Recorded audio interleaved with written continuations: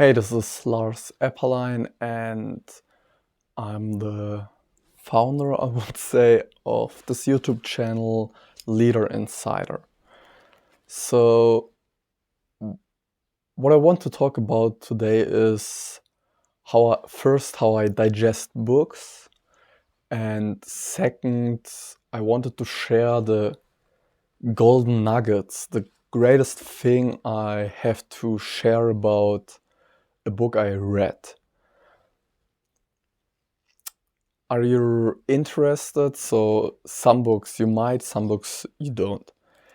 What's really important to say is that this YouTube channel is for every future leader. So if you're a mom, if you're a father, if you're a manager, if you have people you want to get into change and really help them to serve them, you're in the right place. This is, I would say, most basically a documentary, how my way as a leader, as a person, is going to be, what bumps and challenges I'm gonna face. I'm gonna share this with you guys to anticipate for future leaders what they most likely will face when they start going out into the real world and start to figure out what works and what does not. I need to say this is specifically for me. Every person has his own style, his own communication method, and it's like on every person you want to influence. If you're able to influence one kid of yours in one way and try the same way with another kid of yours, you notice that you bump into some challenges because they're both your kids, but they work really differently. So some of these insights are actually from books. And what I want to talk about is now what I would say what is the most influential book for success in life. It lays most of the groundwork of the foundation to any success coach, success speaker, is this one little small book, As a Man Thinketh, from James Allen.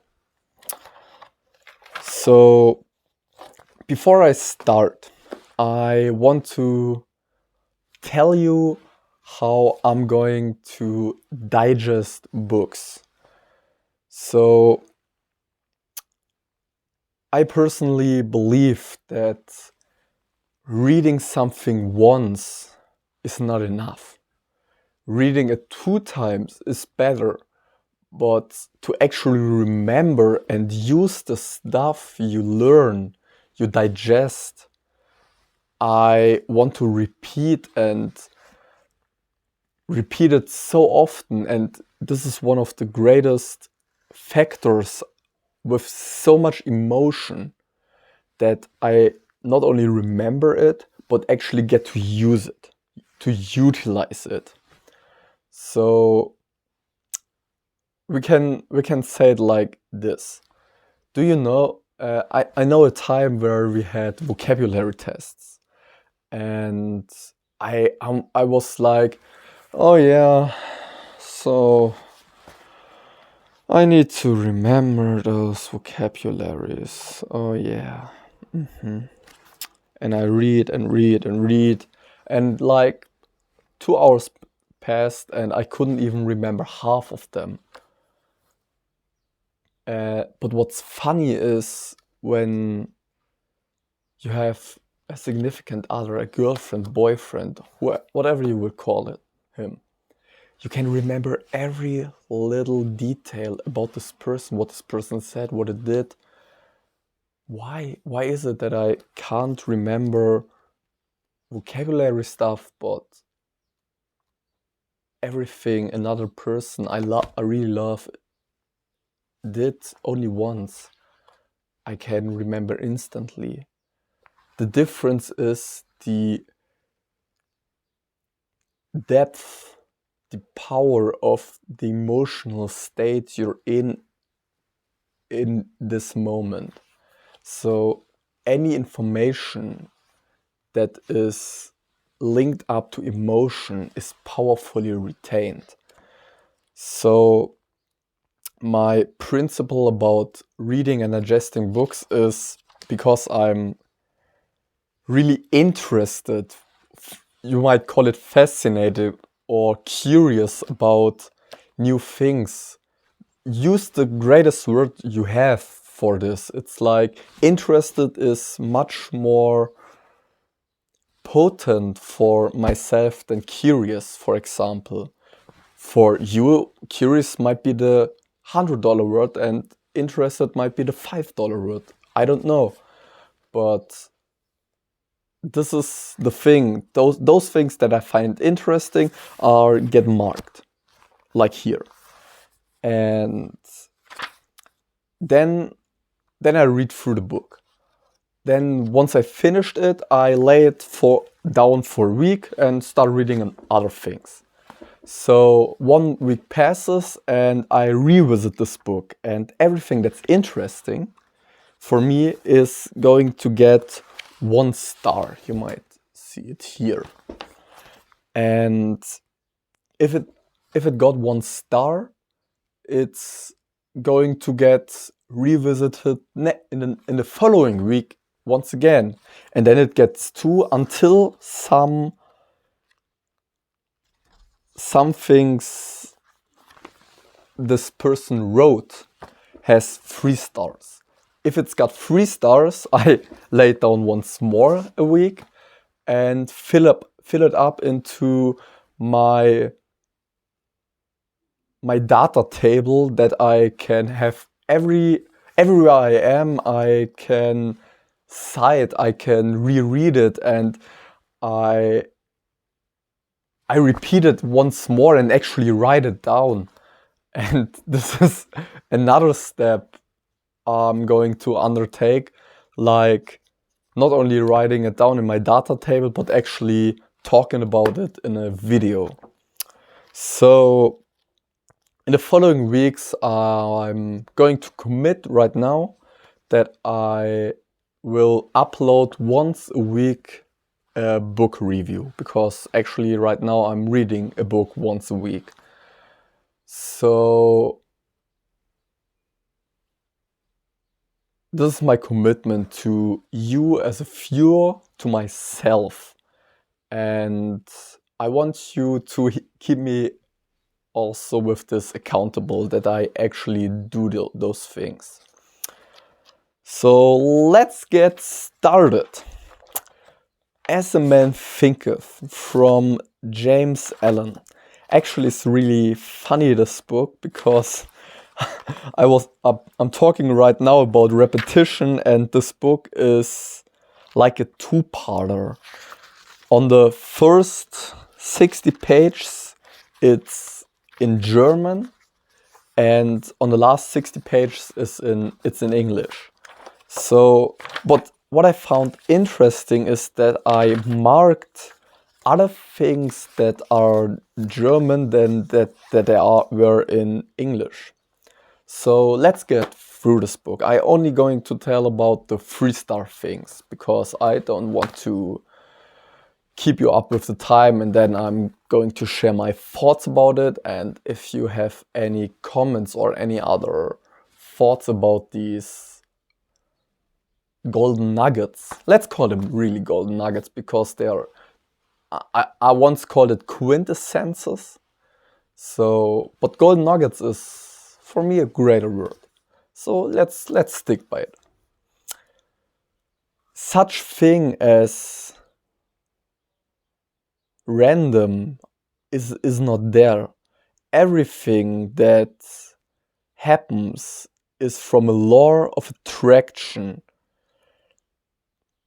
So this is really interesting, because if you have a belief system that says, man, everything is spontaneous, I can't even manage things, and so on and so on, how's your life like? How are you going to respond to ups and downs? You will probably say, hey, those ups, oh, they're random, they are just spontaneous acts, and your downs are like devastating, but there's also spontaneous. So you look up for the positive and negative side. So to get really known that that God doesn't play dice with the universe is a really interesting thing.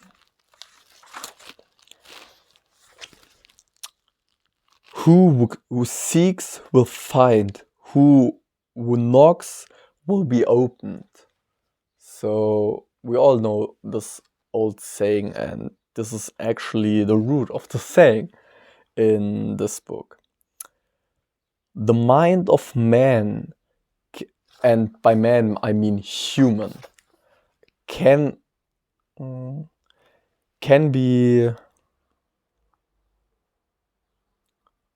verglichen. What means verglichen? Can be told as a garden, smart cultivated or wildered.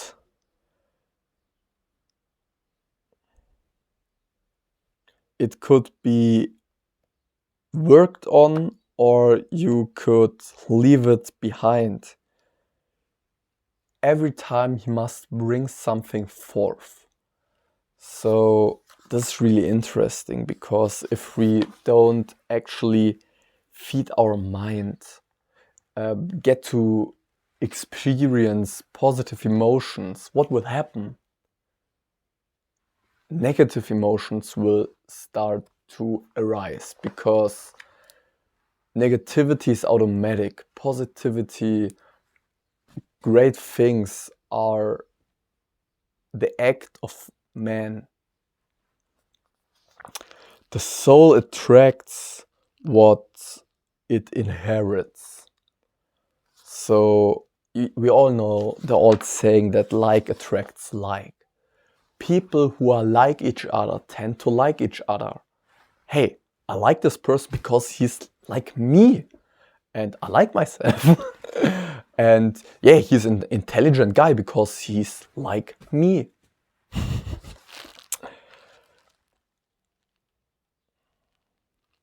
Man does not attract what he wants, but what he is.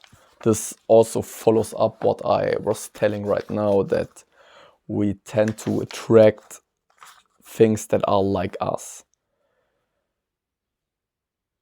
Order and not chaos is a dominant principle of the universe. So actually I read another book about order and chaos from Jordan B. Peterson, and it's really astonishing that in seeming disorder you can find order, but in seeming order you can find disorder. So it's a constant process between order and disorder we can see the universe in.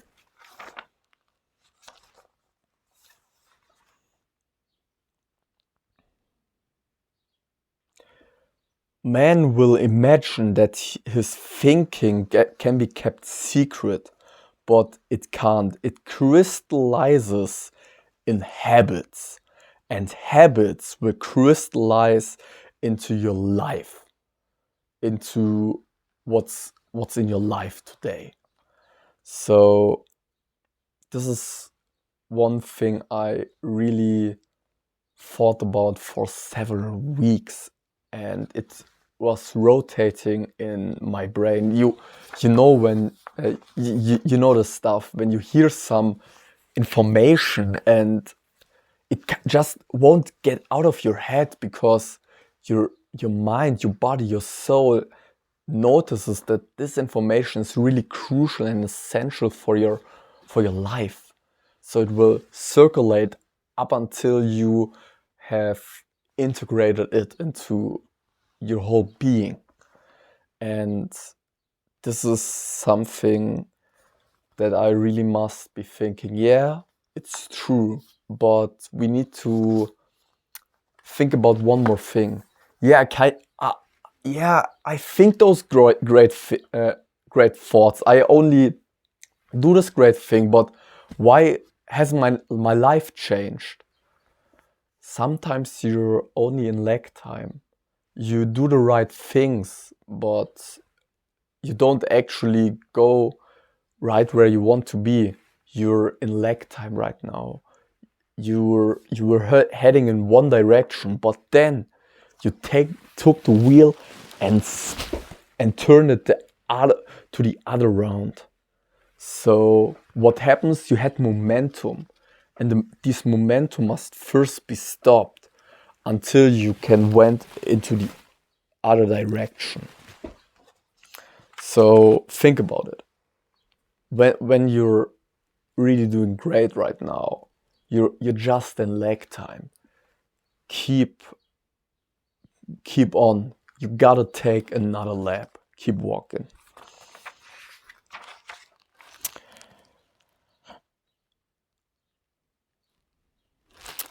A bitter face is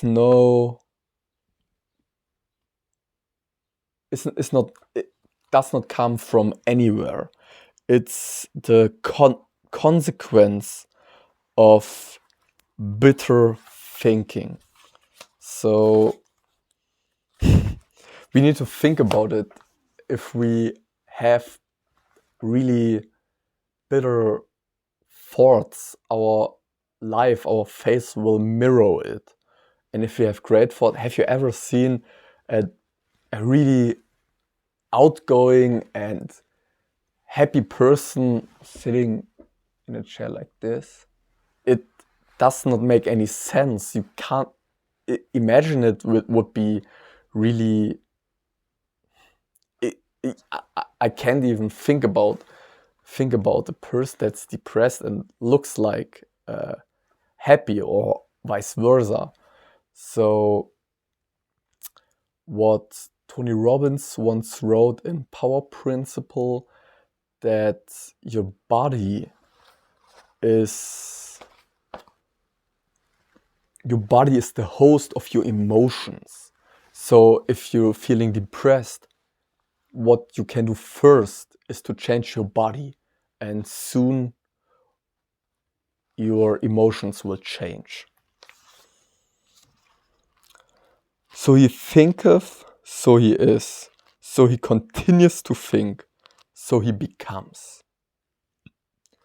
Really, it's like the title of the book. How we think, so we are. If we think we're a loser and we start thinking like a loser, and we continue to think like a loser, we can't be any different. And the interesting thing about it is, when you're successful and you think you're a loser, what happens? Your mind will actually perceive your belief system that's integrated in it as the truth. Every other person thinks you're successful, but because you tell yourself all the time you're a loser, you feel like a loser. So really,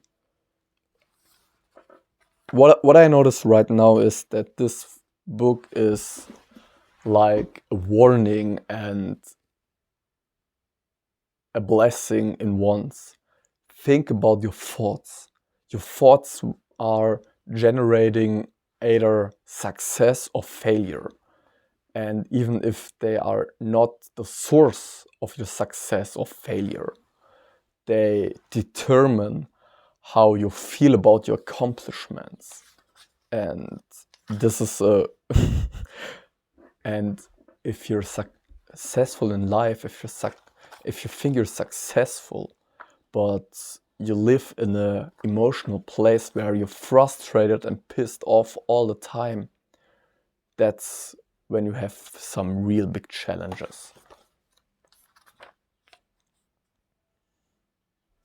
You cannot take inside of you a journey without the outside of you staying the same. So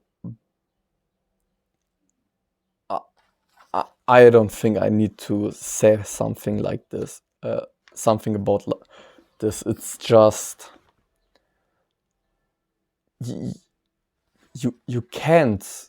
You will change if you change your inner game, but in today's society, most people change their outer game, change how they look, how their nose sees, but they don't actually change what's inside of them, so they will get right back to where they were, and that's really devastating. So right now I'm on the English part.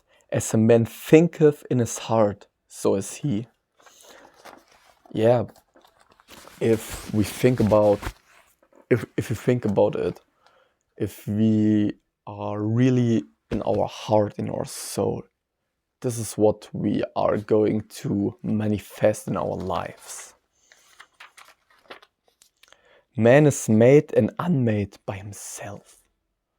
So the only thing that is stopping you is yourself.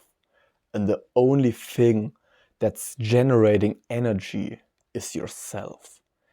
Have you ever been like you were lying down in bed and I had no energy and I was like, I can't even stand up and this is so hard. And the problem is then there was something in my environment that demanded tremendous amount of energy, and it was urgent and important for myself. And what happened? I jumped back up and had like had like energy I once thought couldn't even be there.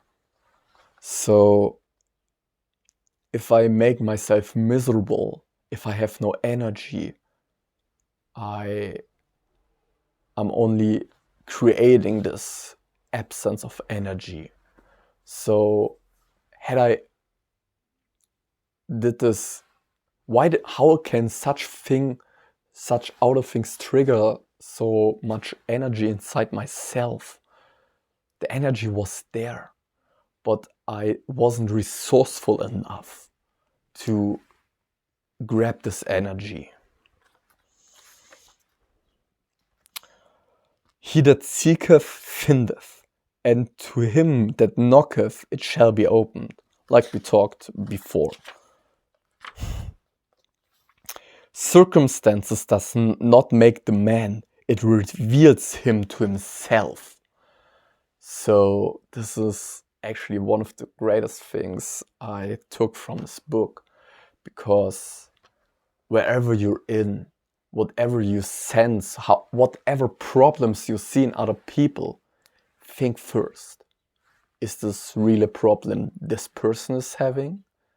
Why is it bothering me so much?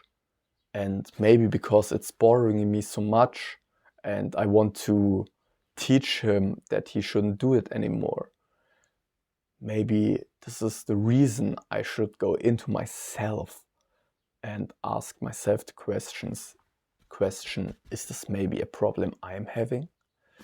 Am I maybe so bothered by it that another person does this problem because I do it wrong right now? And another question I have for myself once I came to the conclusion, and it's almost every time, yes, if I have a solution for this problem, if I found it myself or somewhere else, why would it bother me that another person has this problem? Wouldn't I be pleased to help him?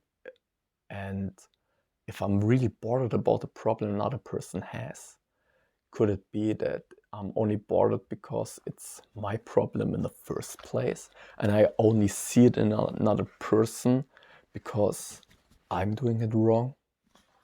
Why should I ever notice a problem another person has if I don't have it myself? I don't know what I don't know.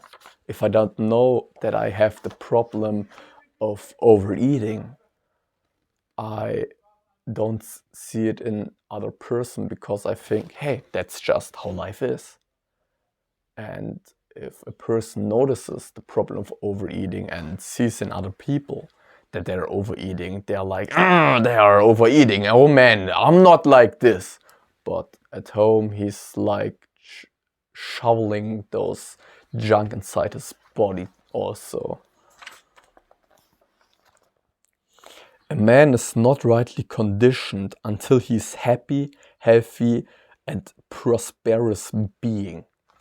So what a leader does is constantly condition himself into healthy, happy, and prosperous. Because think about it. Can you effectively lead if you're pissed off, frustrated with yourself or with others? Maybe, but you might be more effective if you're in a more resourceful state, especially when we are looking in the long term. And this is all this YouTube channel is about. Not short-term pressure, short-term management, but long-term leadership. Men imagine that thought can be kept secret, but it cannot. It rapidly crystallizes into habit, and habit solidifies into circumstances, like we were discussing before. Until thought is linked with purpose, there's no intelligent accomplishment. So it's also like Nietzsche said, who has a strong enough reason why can almost bear anyhow. Purpose is what makes your life different. If you know your purpose, if you know your why, you will go much further.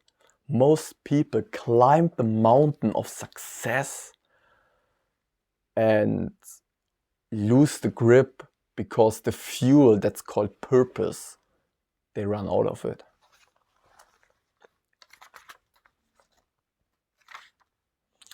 As he thinks, so he is. As he continues to think, so he remains. Like we discussed. And the higher he lifts his thoughts, the more manly, upright, and righteous he becomes. The greater will be his success, the more blessed and enduring will be his achievements. So think about it. If you're catching on momentum and you're going with the flow and you're rolling downhill like the snowball effect, you only get stronger and wiser and better. If I tell you, hey, tomorrow you need to be 200% better than today, it might not be possible. But if I tell you, hey, can you do it and be only 1% better than yesterday, today? What's 1%? 1% is nothing. You'd say, maybe I can do this. And if I tell you, can you do it for like a week? 7 days, 1% better? It sounds plausible. Then you do it for a week. And then I challenge you to do it for a year, but because 1 week was pretty hella easy. What happens after 1 year? How many percent are you better? not 355, because we need to think about the accumulation effect. So you're several 1,000% better than you were 1 year before, because it stacks on top of each other.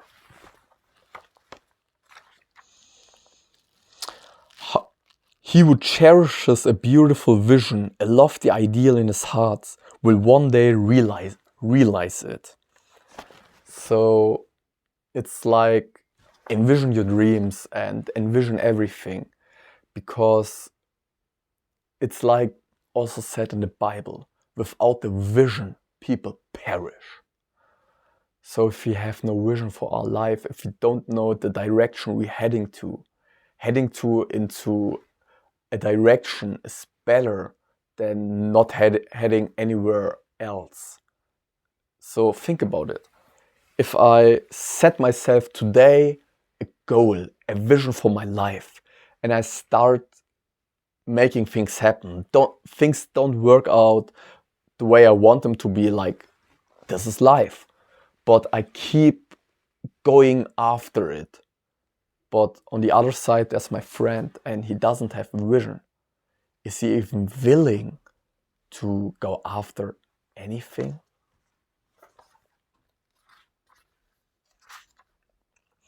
They only see the light and joy and call it luck. You know, this is one real reason why I'm starting this YouTube channel. It's not because I want to have many views. I would be really pleased about and happy about it. But I really want to, once my life ends up the way I really want it to be, I want not anyone to say, hey, this was just luck. I want them to recommend to this YouTube channel and tell them, was it really luck? Or was it all freaking work and total commitment and giving my all, giving my whole soul every single day? Watch my videos in a chronology and tell me once more that it was luck. No, I shaped this man you're seeing right in front of you. And the great thing is, it will never stop. Because mastery is an ongoing process. Self-control is strength. Right thought is mastery. Calmness is power. Say unto your heart, peace, be still. And these were the words how James Allen ended his book. Peace, be still. If you're there, if you found your way, if you know where your heading is, like in alignment with your whole mind, soul, body, with your brain, and you align everything, your needs, your desires, your hopes, your dreams, you start to sense an peaceful feeling inside of yourself. And because you're in such peace, the only thing you're in is the state of flow. So I hope you like this book review. It's a bit longer maybe than the other ones, but I wanted to really explain how I'm going to plan to do these things and how I want you to know how I digest my books, that I can remember anything. So I'd like to think about right now about an ending quote, like,